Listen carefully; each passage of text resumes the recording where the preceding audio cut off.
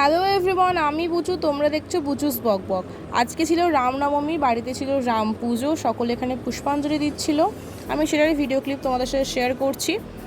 এটা হচ্ছে আখষষ্ঠী, এটাকে তৈরি করা হচ্ছিল। ঠাম্মা তার বেস্ট ফ্রেন্ডের সাথে গল্প করছিল। পুজো শেষে দাদা শুরু করে দিয়েছিল আরতি করা। আরতি দেখতে আমার খুব ভালো লাগে। তারপর আমি রান্নাঘরে চলে এসেছিলাম এখানে রান্না করতে।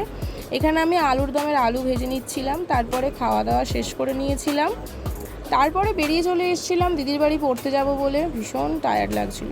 অবশেষে ট্রেলারের দেখা পেলাম।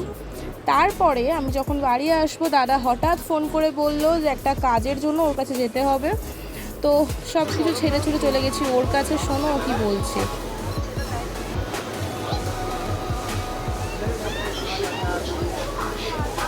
টাকা বিল করবি তাহলে?